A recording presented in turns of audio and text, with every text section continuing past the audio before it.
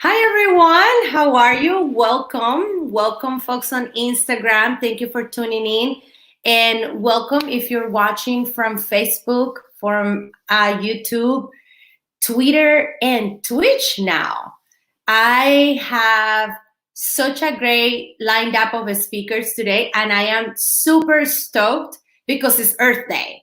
So I hope everyone is having an amazing Earth Day, that you guys are enjoying your day. And just don't forget that Earth Day is every day. So I just want to leave you guys with that. And I want to remind you that you guys can ask your questions here on the comments. You can also ask your questions on Instagram, and we can all get in a good conversation around Earth Day.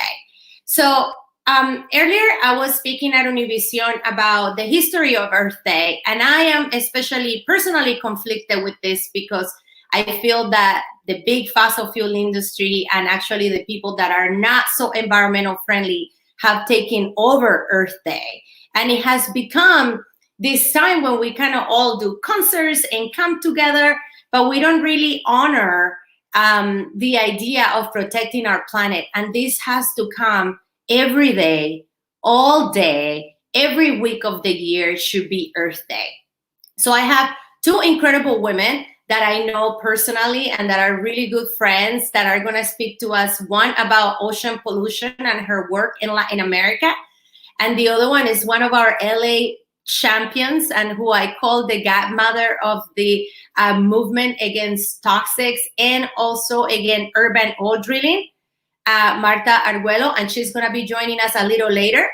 So let me get Carmen here on the chat and see how, there you go. So as we get her, there we are. I think you're muted over there, but hi. Hey. How are you? I'm good. Thank you. How are you? I'm doing great. Thank you so much for joining me today. Of course. I'm super excited. And I'm really, really grateful that you're making the time to join us today. So, dude, we're gonna have to do something about this echo, y'all. Yeah, I put the volume on my phone all the way down. Way better. Yeah? Way better. Thank you.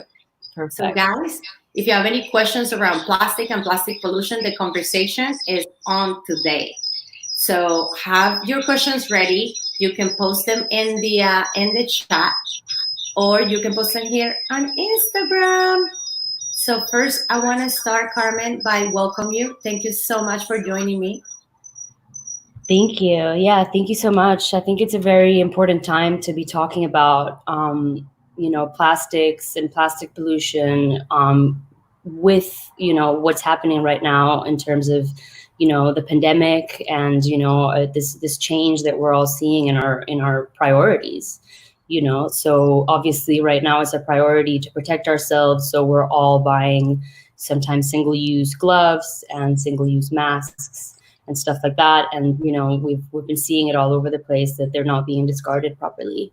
So yeah, there's a lot to talk about now. Absolutely. And how did you ended up working on plastic pollution, and how did you came to this work? Well, in May 2018, I moved to the Dominican Republic. I got an opportunity to work with an ocean conservation organization called Parlay for the Oceans, and I was working with them since 2018 when I moved there.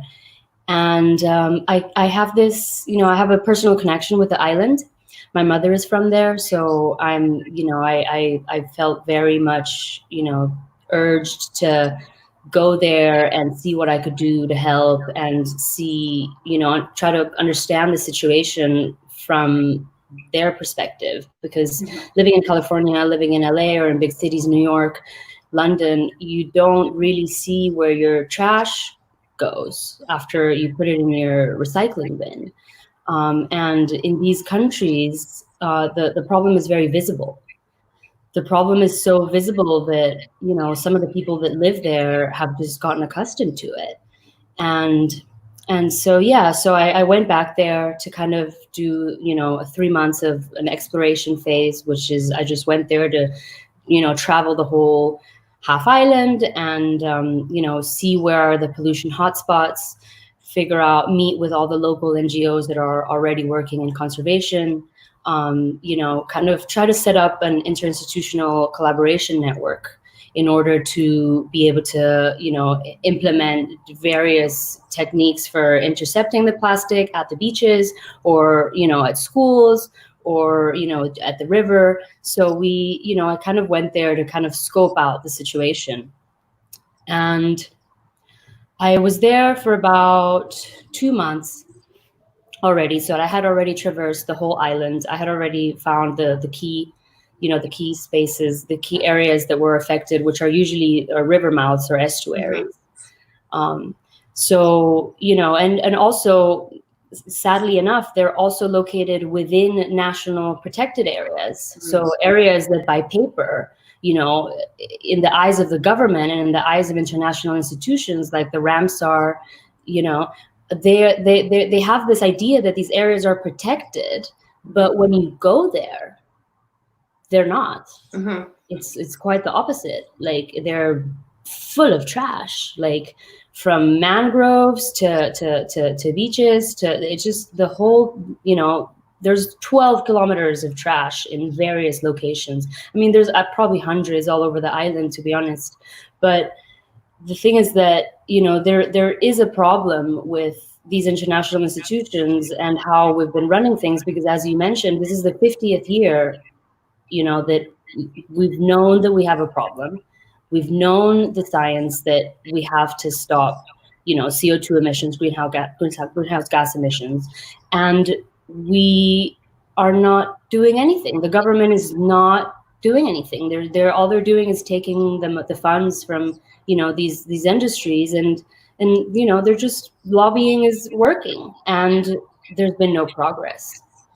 Yeah, and this is not unusual. I mean, this is not exclusive to the Dominican Republic. This happens also here, where there is so much plastic pollution that affects our oceans, our food supply, mm-hmm. and that is so tied to an industry that is so entrenched with our political process, the way that we vote, who we elect, and who do they end up supporting at the end of the day. Mm-hmm. And later on, I'm going to talk to Marta Argello, who's going to talk about more in depth around urban neighborhood oil drilling, and it's all interconnected. So mm-hmm. I know that you have a little clip for us that you want to show us about the depth, because I think we need to kind of see it. We still have an echo. We're going to lower the volumes everywhere in the computer too. Let's do it. I think maybe when I'm speaking, you should mute yourself. But I think you guys got to see the depth of the problem. In 2018, a couple of friends of mine recorded a video in one of those rainy days, and we've been lucky this year and a couple of prior years to have rain in Los Angeles. And this year it's been beautiful. But a couple of years ago in 2018, there was a day when it rained a lot, and you should see the amount of trash that we collected in our river. But first, let's watch your clip about the areas where you work in the Dominican Republic. Yeah, so these videos are from the summer of 2018, so a couple of months after I had already been there. There were heavy rains after Hurricane Beryl. It was just a tropical storm, actually, but a lot of trash came down this river, and this is what was there. I don't think I'm seeing the video yet. One moment. And I'm gonna turn it around, you all, and on Instagram. I know we're trying to deal with the echo. I'm gonna turn it around when you show the video. Okay, 1 second.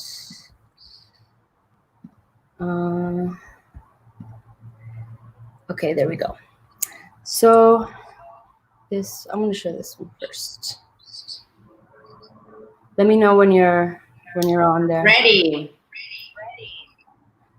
This was some drone footage of the beach. It's called Playa Montesinos. And yeah, July 14th, 2018.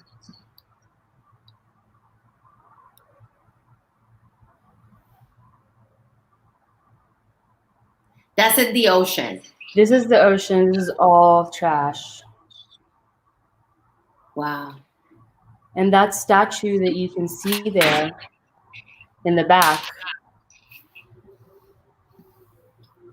is a statue that Mexico, the government of Mexico, gave to the Dominican Republic. It's a statue of Fray de Montesinos, who was the first European to kind of make an outcry against the abuse of the indigenous people there. So this piece, that's you know, the fact that this situation was happening there at the feet of, you know, of Montesinos, which, you know, has all these other, you know, connections to, you know, colonialism and, you know, the consequences of that. And this video just makes it very clear the various parallels that there are between colonialism and environment destruction and the current, you know, climate crisis that we're in.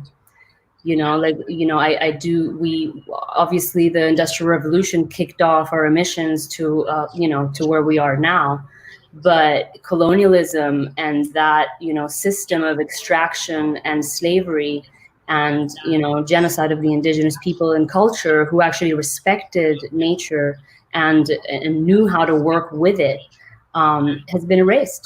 And that's something that I think we need to go back to that point. We need to go revisit the colonization, revisit what happened, you know, and really analyze modern day organizations that may be operating in neocolonial ways.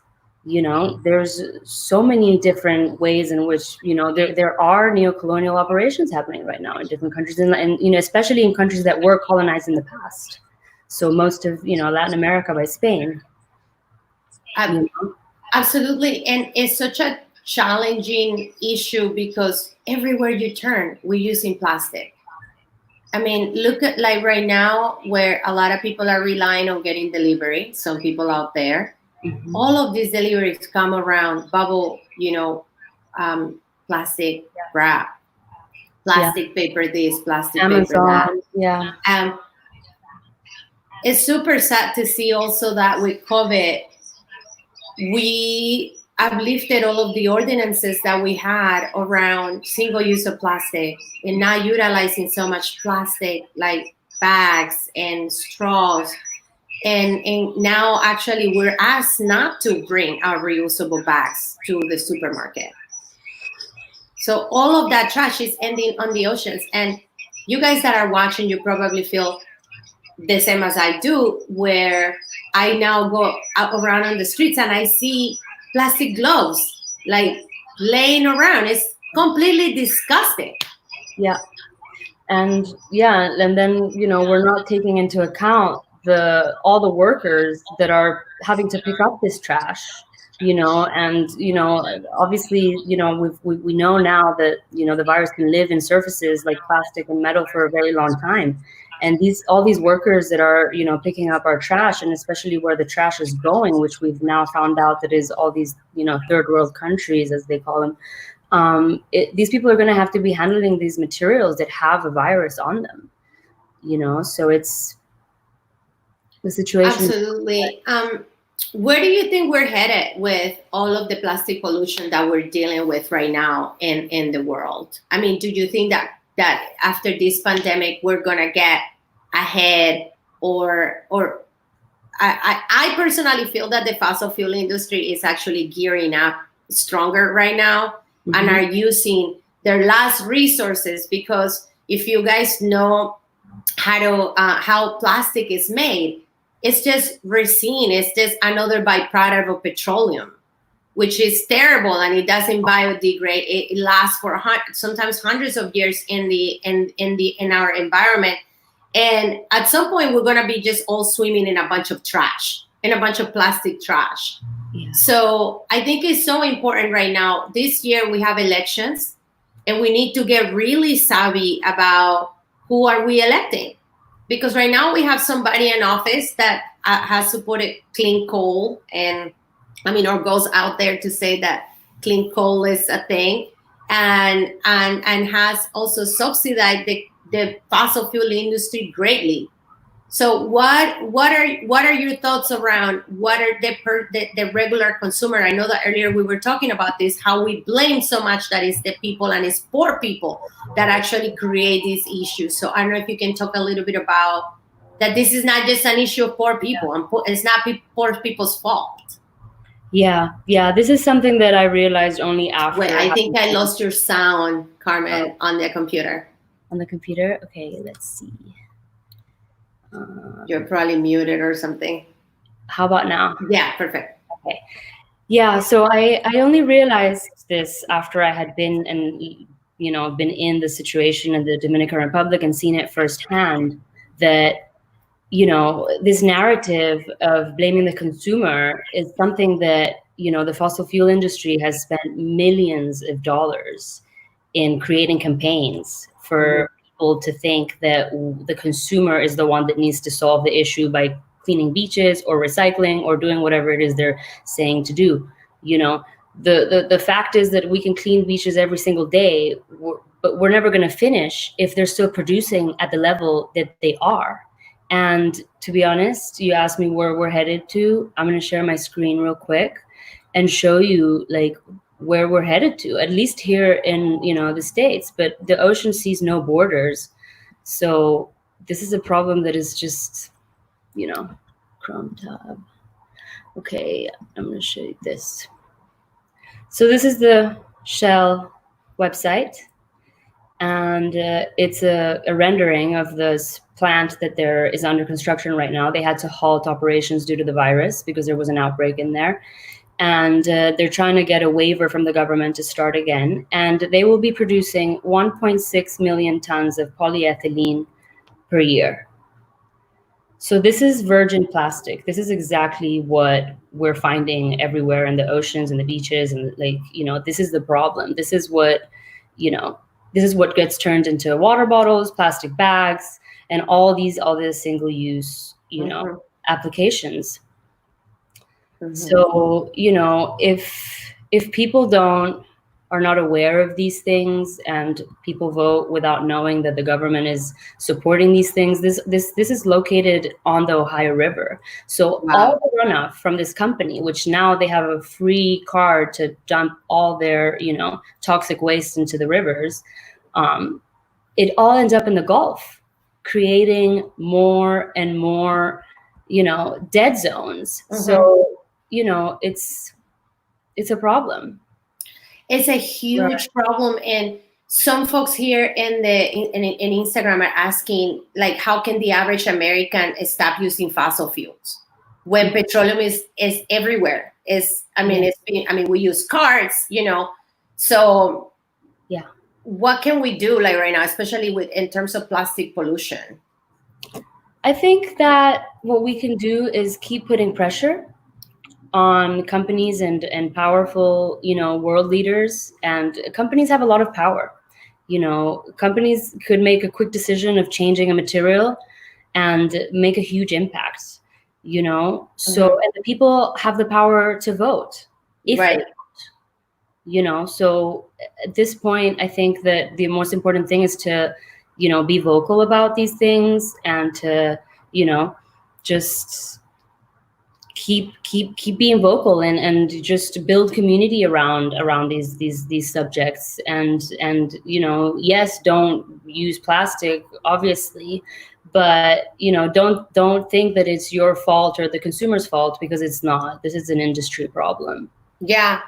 And I want to say that we have so much power as consumers, because we can choose where we buy things and how we use them. So I am in the reuse everything.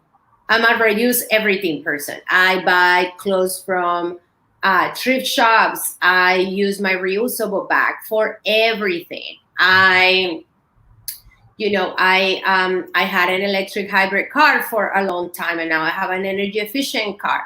I turn off all the lights. I disconnect everything when I'm not using it. And some people think that that doesn't add up, but it does add up. You know, I do my laundry late night, and I put my washing machine late night also, because I know that those things are important. And as consumer, you can also say, you know what, I'm not going to use a plastic bag today. I'm going to grab my stuff and take it to the car. Or I always have my reusable bags in the back of my car. So I'm ready when I'm in the supermarket. I'm ready to rock and roll. When I go in, I have everything. What about, I remember that you were part of the plastic bag ban here in California, in LA. Talk to us a little bit about that. Yeah, so that was a really interesting experience for me, because the world of plastics, you know, so in the broader environmental movement, we have people that work in toxics, we have people that work in oceans, and plastic waste became this kind of movement that integrated much more with people of color, because, you know, traditionally the environmental mainstream movement has been, you know, led by white middle class people. So it was unusual to have a lot of people that look like us. I mean, we're coming to a whole other new wave where this is like we're have a seat on the table, but for a long time we didn't. And I worked for an organization, for the Sierra Club, where it was just a handful of us of color that worked there. And this was one of the most influential organizations in the country in terms of open space. And we created a very diverse coalition.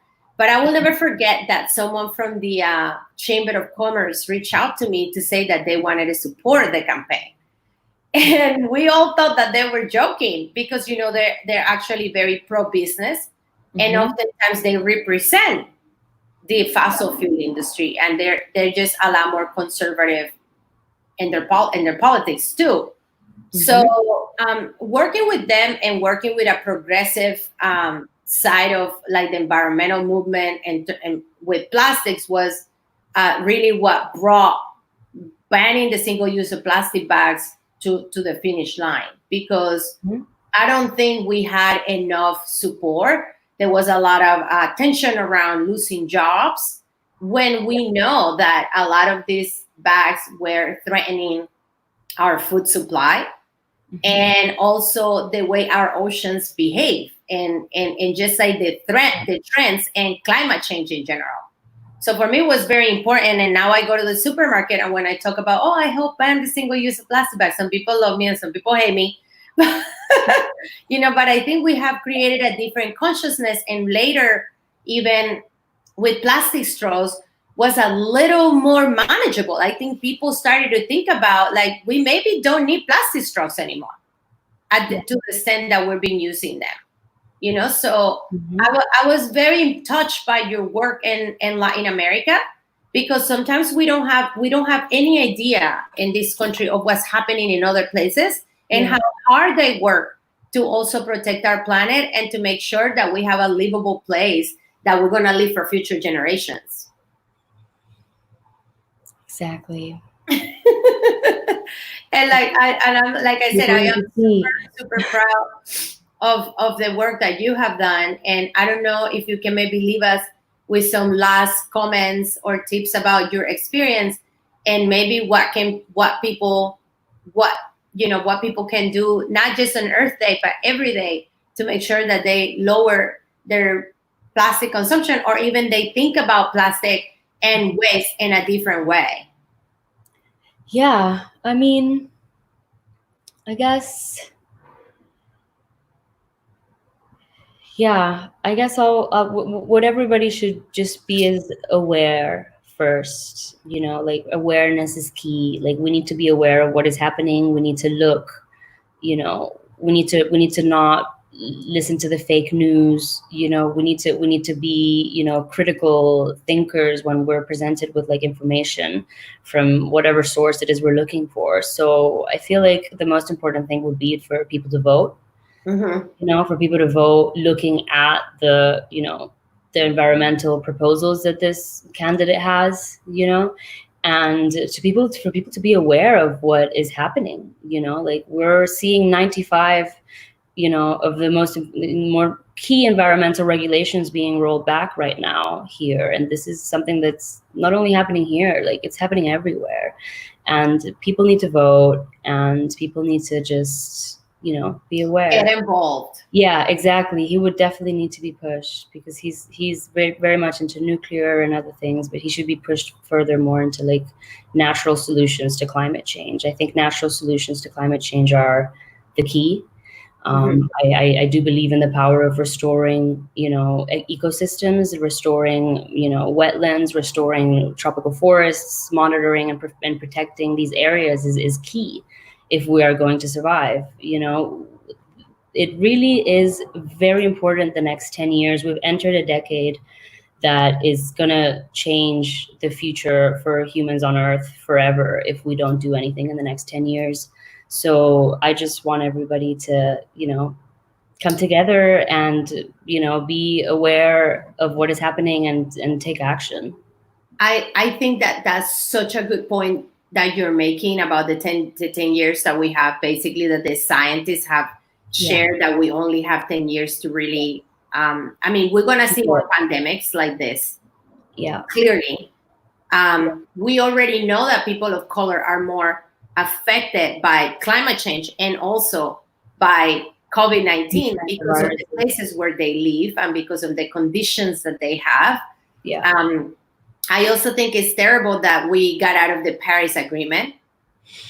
That is just a disgrace that we're not even in the Paris Agreement anymore, that we don't even honor the clean power plan. That's completely down the toilet right now, where coal plants are running the show. And coal is one of the biggest, contributors of to climate change and to pollution in general. It kills us. It's terrible. It's so terrible. And I just want to urge people to get involved in whichever way that you want. And there are always so many things that are happening that people don't know in their own neighborhood, in their own backyards. Get involved, go out there. Don't just celebrate Earth Day on April 22nd, but make this something that you do every day in your life, that you try to maybe take the bus. And I know that in LA, this is quite controversial, I guess, or biking, or even carpooling. But this is what it needs to happen in order for us to protect the only home that we have, which is this planet. Exactly. And I think we have shown that we can do it, because we've been in isolation or, a stay home now for a month and a half, some of us even longer. So if we can do that, we can definitely we must do better for our planet. So I want to thank you so much for coming and joining us and for sharing your incredible experience in just in plastic waste, and also just in the Dominican Republic. What do you think is next for you? Well, I guess for now is just getting through this period of quarantine. Sanely and reading. I'm catching up with a lot of reading. I recommend everybody to get into Buckminster Fuller. And this book is really great, The Invisible Killer, about air pollution, which is a serious issue now, especially because of COVID-19. And this book is also great. It's called Losing Earth by Nathaniel Rich. And it's about how we got here and who's to blame. Incredible. Well, I support a Green New Deal, and we have, after this is how we're going to revitalize the economy according to what I want to see in the future. I want to thank you so much for being with us. Thank you. And I'm excited to introduce now next another guest speaker that is incredible. She's actually someone that I look up to because of her years of work around toxics, plastic pollution, and the environmental justice movement. If you are involved in any way, shape, or form with anything environmental justice in Los Angeles, you will know that Marta Argello is the woman that you need to talk to.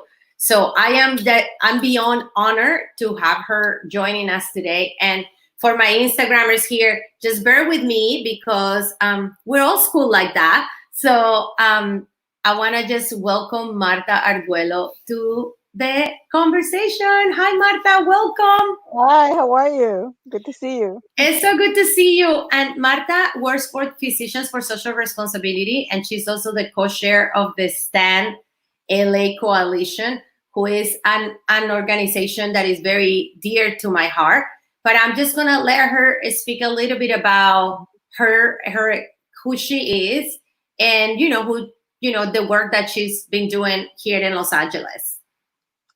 So thank you. So I've been the executive director at Physicians for Social Responsibility since 2008, the beginning of 2008.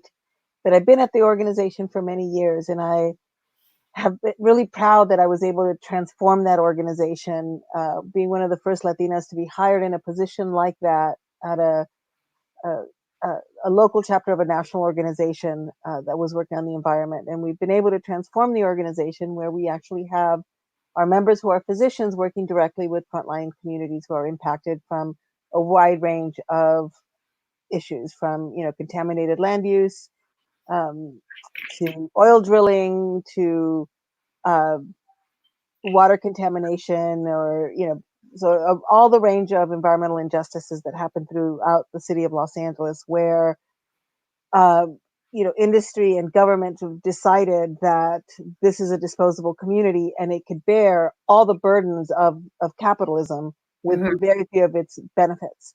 And so I think, our work has been really about bringing a public health voice to the environmental justice movement, but also being the public health voice for a new economy, one that isn't based on exploitation, extraction, white supremacy, the erasure of indigenous people.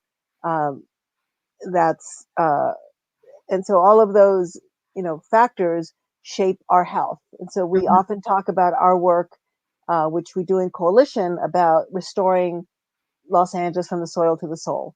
And the soul part is really healing the rift that white supremacy and racism and the destruction of indigenous communities, we all bear those scars at a very psychic level. And the same way that the earth wears those scars through her water, air, and soil. So we are looking to figure out a just transition that puts communities and workers first. So we were doing that through our oil drilling work, through the work that many of our partners have done on Clean Up, Green Up, which was to really get the city to say to a community, you know what, you got 29 auto body shops, we're not going to put another one in, right? Because you've Right. got an over concentration of polluting industries in communities. And we have no regulatory tools to stop that practice. We have no regulatory tools to protect the thousands of people who live less than a mile from an active oil well. We have no regulatory tools to protect people from what we know is a killer, and that's air pollution. And right now, we're in a situation where all of those the few advances that had been made are being rolled back. But for environmental justice communities, every time there's a bill or something, the needs of our communities get left out. So we've left and created a legacy of contamination. And so solar roofs are great, but you know what? Most people can't afford to fix their roofs so that they can get solar panels on. And many of our communities are renters. So those benefits are not coming to those communities. So as well intentioned as a lot of climate policy is and environmental policy, it's not designed to protect health, and it's not designed to promote justice. So Yeah, that's what we do. it's if I feel like it misses the part of the equity part. Oftentimes all of these policies are well intended and they just miss the bar. And I feel like even with COVID-19 right now and the way that we're responding to the pandemic, not just from a public health standpoint, so who gets tested, where do we get the test, how far we need to drive to get them, what requirements we need to meet, and if we have a good insurance or not, but also the way that the stimulus money and the CARES Act has trickled down to people, where we were left with $1,200, I guess $1,200, where Wall Street got $3 billion bailout to stay afloat. That's right. So right now we recognize that the fight right now is for a just recovery from COVID, Mm-hmm.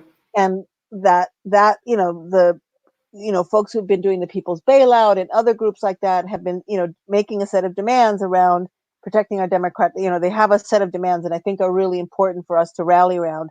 Protect our democratic process by protecting each other. Make health a top priority for all people with no exceptions. Provide economic relief directly to the people. Rescue workers and communities, not corporate executives. Make a down payment on a regenerative economy while preventing future crises. So those 5 principles underpin the people's bailout. And right now we have a moment to talk about, eradicating student debt, eradicating debt. Giving me a moratorium on my rent for 3 months just makes me more in debt. Mm-hmm. We need, that's the fight right now, the thing we need to be working on. Yes, vote. But in the meantime, what is your senator, what is your congressman doing, or congresswoman? Are they supporting the people's bailout? Are you engaged, especially now where you can't go to public meetings, and so the places that we have for democratic participation are being narrowed at a moment where we have to actually fight to expand them. And you know and being creative about how we engage in civil disobedience, everything from civil disobedience to engaging at city council level. All of those things, it's the moment to amp all of that activity up. Yeah, and I just think it's incredible that in 2020 we still haven't implemented a way to have virtual meetings for folks that want to join that can't drive to City Hall or can't drive to the Department of Water and Power and join the meetings in person, but they can actually maybe join from their phone or from their computer at home if they have one.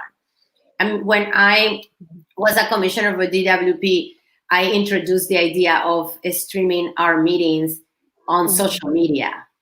And this wasn't because it's hip and cool, but because I know that as an immigrant myself, a lot of immigrants talk to their families through Facebook. This is how they communicate, or or they get the news through Facebook and to social media. And for a lot of younger generations is Instagram. So it was more about making it accessible, and now we're really proving that that is possible because we have seen city council meetings happening. Well, but by the same token, yes, it's possible. But what we have found, and I've been talking to folks throughout the state, is that our communities still suffer from the digital divide and lack of access. Mm-hmm. So we knew that LAUSD gave out Chromebooks, and some kids were like, "I don't have Wi-Fi. I'm not even taking it." Yeah. So I think that even there, justice apparently is very hard to achieve because we never go quite far enough. And so now this crisis is highlighting just how fragile we have no safety net, right? Mm-hmm. We are expected to, there is no safety net. People don't have access to health services. We don't have, right now, the last thing you want to do is actually be on a bus, right? And so how are we going to, but we also know that people not driving means we have the cleanest air we've ever had, right? Right. So how do we plan the transition so that, one, we make it safe and accessible to actually use public transportation?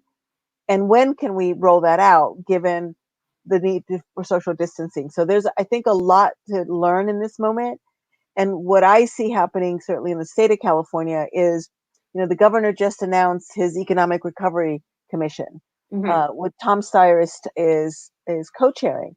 But I look at who is on there. There's not a single environmental justice voice person on that committee, and it is Absolutely. major developers. And so I was listening to Naomi Klein a few weeks ago, and I'm like, well, this is disaster. This is COVID capitalism right here at the very moment that we've seen the absolute failure of neoliberal policies, economic policies, when essential workers are farm workers, grocery store workers, these Nurses, doctors, are nurses, teachers. the most disrespected professions, with the Yeah. exception of doctors and nurses, right? In terms of what we pay them, and how we value their labor, that is essential, right? And so the transition has to uh, figure out how to put us first, and we need, as a movement, as movements, need to do a better job of being able to actually do a real justice analysis. And equity, I feel, is like justice light. It's like the new word, and it doesn't mean anything Mhm. unless you have a strong policy analysis about who will bear the burdens of this policy and who will bear the benefits. And until we do that well, we're going to continue to do policy that actually deepens the inequality. I absolutely agree with you. And when COVID started, it felt like we moved all of our energy and our attention to, of course, to this pandemic. This is something very new. This could have, Mhm. it seemed like it was threatening our existence. But people haven't realized that climate change and pollution has been threatening our existence and killing people forever. This is not something new. So I wanted to call my talk today Flattening the Climate Curve, because we need to make sure that we do that. And that comes in so many colors and flavors, as you explained, with a just transition, making sure that housing is also something that is accessible to people, that is Mhm. affordable, that now when we have renters that can't pay the rent, if we and Mhm. currently, at least in Los Angeles, you have 12 months to pay your debt, your rent, if you can pay it now. But if you do the math, that's an increase of 25% of your rent. That's right. And it's so unfair, because there's a lot of people that lost their jobs, and we've seen a lot of other corporations getting their fair share, but it's not trickling down to the everyday resident, at least in Los Angeles. And not to even say how we have been dealing with our unsheltered community, that some of it, I mean, I see my local homeless community is still on the streets.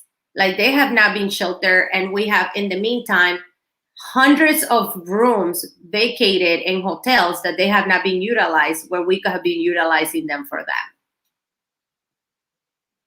But I wanted to come back to an issue that is very dear to my heart, which is neighborhood oil drilling.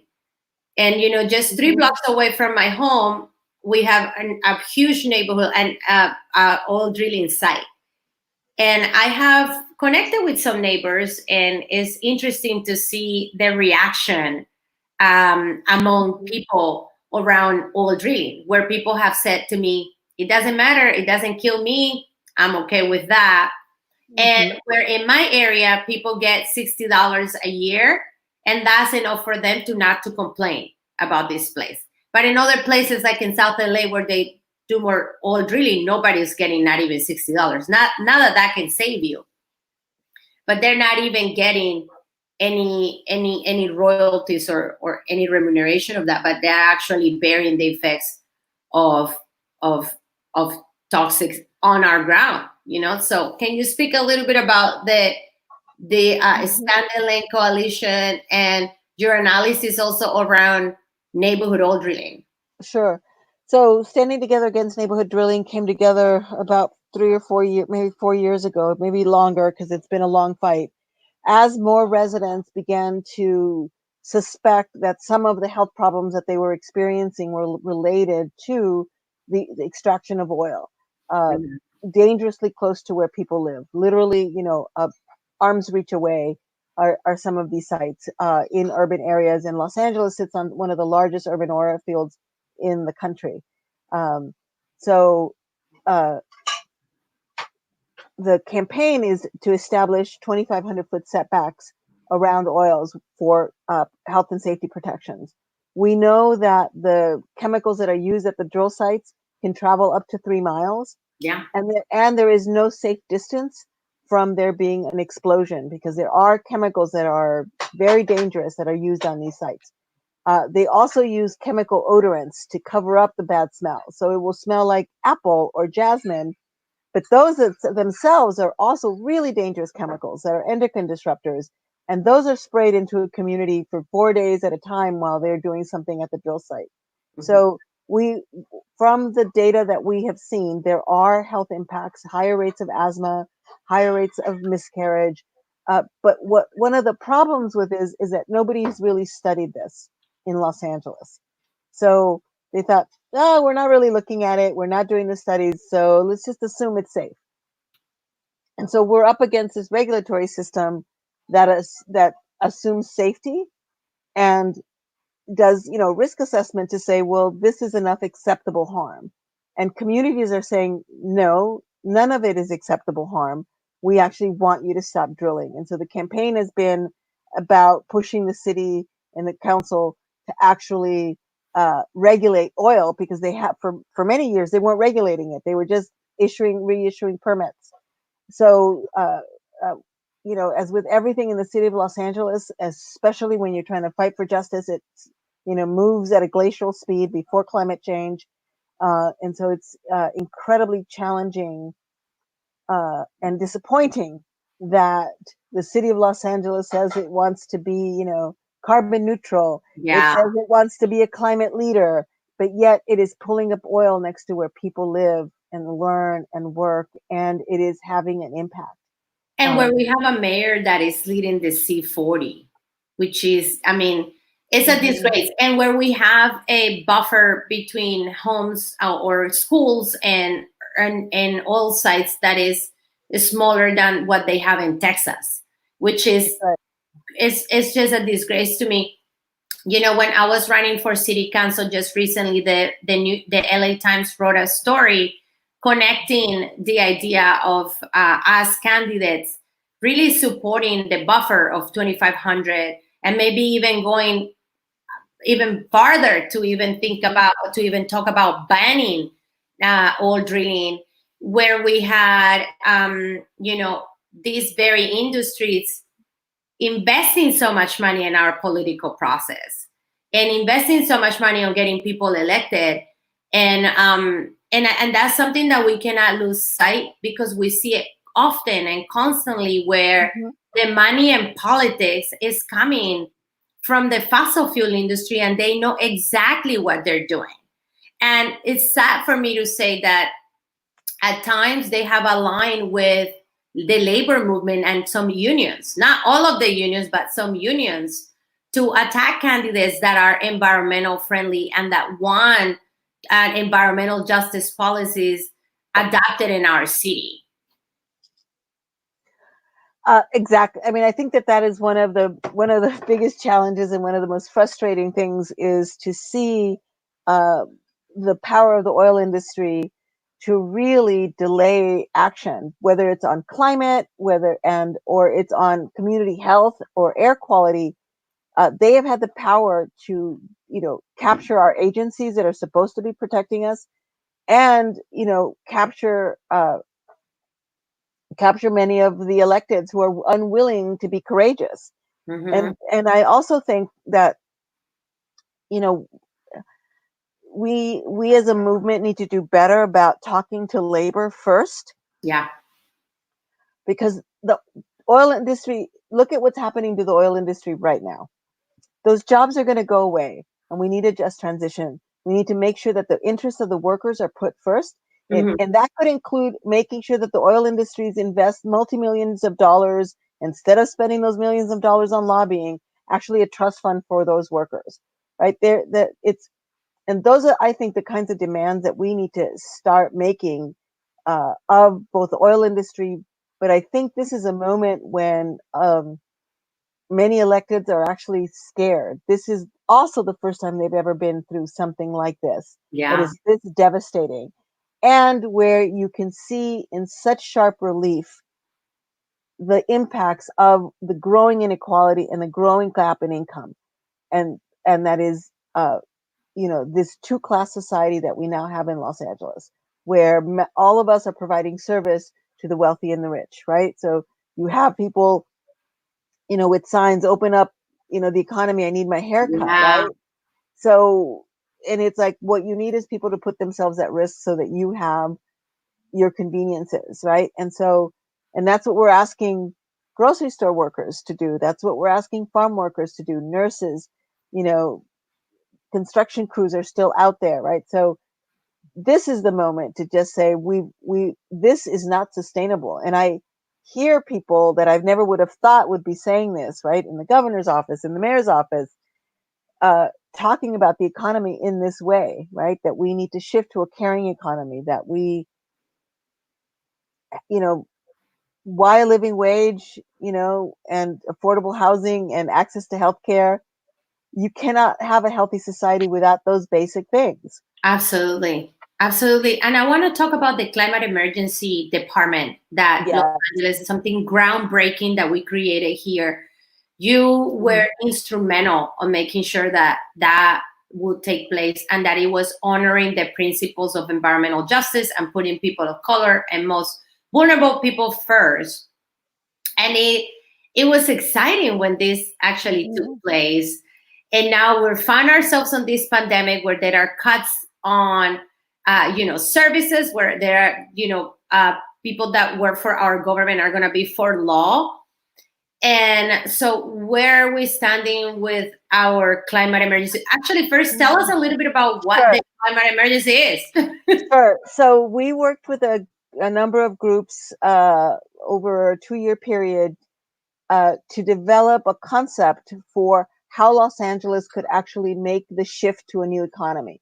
Mhm. What could the city of Los Angeles do to actually usher in a restorative, just transition economy that does several things, right? That addresses climate, air pollution, but also looks at toxics, right? Because often we don't look at those things in a holistic way. So the department was an idea. There's a department and a commission, and it was developed by frontline communities to actually see how the city could use its power as a city to transform and shift markets, but also how it can begin to sort of bust the silos that allow for the real breakdown in policy implementation. Excuse me, let me have a little bit of water. And the idea is that climate change is an emergency, and we need to address it in that way. And so we created a commission that is, we hope will be seated soon, that is of representatives from frontline communities, overburdened communities. And the idea is that we are the architects of the solutions that are justice based, and that we need radical democracy if we are actually going to be able to decarbonize and detoxify our economy. And so we are building into that department ways for communities to engage in decision-making processes and begin to shift the paradigms that have gotten us into this mess. And we were very excited, and we, got funding for a general manager, and now that money's gone. We hope maybe not. We're trying to speak with the mayor. We're also reaching out to philanthropic partners, Right. because we think that the ideas that many of the frontline communities that developed the idea of the climate emergency department and the LEAP are the same principles that are behind a just recovery from COVID, right? Right. You put the needs of workers and communities first.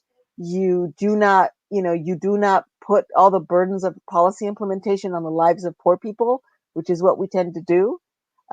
And the idea that we need communities to be at the table to craft solutions in ways that we have never done before, that we cannot use the same tools that have gotten us here in the same way. So that's the idea of the department. It would, and now we're just trying to see where we are. We want to seat the commission, because we also think that this commission could actually be, and the networks that are part of our community, because we are deeply networked and we are part of the broader social justice movement in LA, that it could be an important place to begin to have these conversations about the just recovery from COVID to climate. Absolutely. And I just think, again, it's ironic that we want to be a city that is all things climate and that is a leader on climate change around the country and in the world. And yet we cut the funding for a climate emergency department, where if you are just tuning in, we're talking about how to flatten the climate curve and COVID, and how and the priority that we give to environmental justice programs when we have them. And what is that how does that translate to how our city is governed, and what gets cut first. And I am completely empathetic with the idea that we are going through extreme times, and that this pandemic has thrown everything off, and I get that, but we cannot lose sight. And if anything, this Earth Day can bring us is the idea that we must continue pushing for a just transition, for a much more renewable energy world, where we put people that are burdened the effects of pollution and climate change first, because otherwise we're not just going to have a pandemic, we're going to have a complete destruction of the way that we live in right now. Yeah, I mean, I think we're living, in a failed state, that it cannot take care of its people. Where you had Republicans saying, old people are willing to, die on the altar of capitalism and they'll be fine. And so I think, I think that with the city of Los Angeles, the challenge is that it thinks it's better than it is, and it can be much better. I mean, I mean that, there's a real lack of creative, courageous leadership that it's going to take to fix the problem. And I think that that's where we are right now. And right now is the moment to step in and really make your voice heard. Yeah. Because we can't shop our way out of the problem. We can be perfect, no contradictions, but it is not up to us. It is really, well, it is up to us, but we have to really have some deep systemic changes.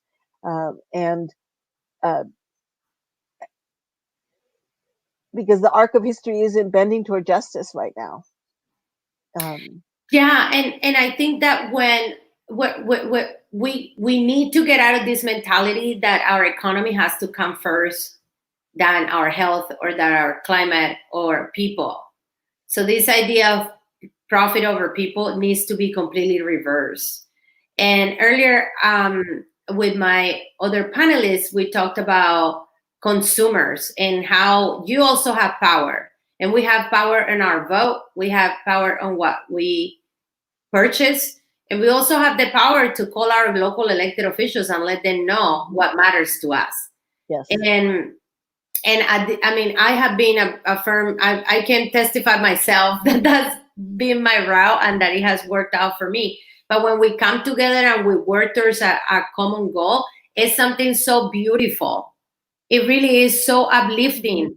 And is really how I hope that after this pandemic, we see the world moving towards, where we're more collaborative, where we can help each other with our talents, and when we support local campaigns that are doing incredible work that are benefiting everyone, not just people here, but the whole world. So how can people find you and join your movement? Whether it's the climate emergency or Stand or all the other, I mean, I met you when you were doing the toxics. I mean, we can be here all night. Yeah, I've been at this a long time. So you can go to our website, psr-la.org. You can also go to Stand LA, the Stand LA website, which is stand-la.org, to find out about those campaigns. On the Climate Emergency Department, we did this kind of stealthily, so there's not a lot we don't have a website. We just did it, and it was very, very intense, and some of the most exciting work we've done, because it was a chance for us to imagine a new world and imagine how we can change the way the city functions to get this world that we want. And I often say many of us put a lot of hopes and dreams into the idea of this Climate Emergency Department and what it could be. Mm-hmm. So, but I guess we should probably do something public facing soon. Yeah, and let us know. We would love to share with with my followers and such, and with people that are watching, more information about the climate emergency, because I really believe that this can be so transformative for Los Angeles, and also can be a model that can be utilized for other cities out there that definitely need something like this. Yes, and I think the department was created for this kind of emergency, right? We thought it might be, vector-borne disease, fires, both, suburban, urban, and rural fires, right? So, and we need to be ready for those, and we need to be. And what we've seen in the response to COVID is that the NGO community has stepped up to provide mutual aid, to direct aid to people. We have stepped up, and everything from getting hotspots and tablets to community members so that they can actually figure out how to join, and working with government agencies to demand more opportunities for community engagement. This has been one of those moments where those of us who have been soldiering in the social justice world for many years are just, we are stepping into this because it is a heightened moment in our battle to actually achieve justice for people. Absolutely. I want to thank you so much for taking the time to joining me and for sharing a little bit about your experience and STAND-LA and PSR, Physicians for Social Responsibility, and also for the climate emergency, which I think is something groundbreaking, not just for our city, but for the whole world. Yes. Thank you so much. I hope that you keep healthy and that you have an awesome rest of your Earth Day, Earth Week. Thanks. Good to see everybody. We'll see you soon. Bye-bye. Bye-bye. All right, friends. So this is the end for my, thank you so much for all of you that joined my conversation today. This is, again, extremely important to me, and it's been something very close to my heart, the issue of just the fossil fuel industry and how the extractive community is really making us not only more poor, but also more sick. So please join tomorrow at 7 p.m. because I'm going to have a very special guest, Reverend Yerb Wood from the Hip Hop Caucus, and he's going to share with us what is the entertainment community and just in general the arts. How are we utilizing that, even comedy? So he can talk a little bit about that and a lot more. So join me at 7 for just a quick half hour. Thank you so much all for joining, and I hope that you keep healthy and that you have a wonderful rest of your Earth Day. Have a great night. Bye-bye.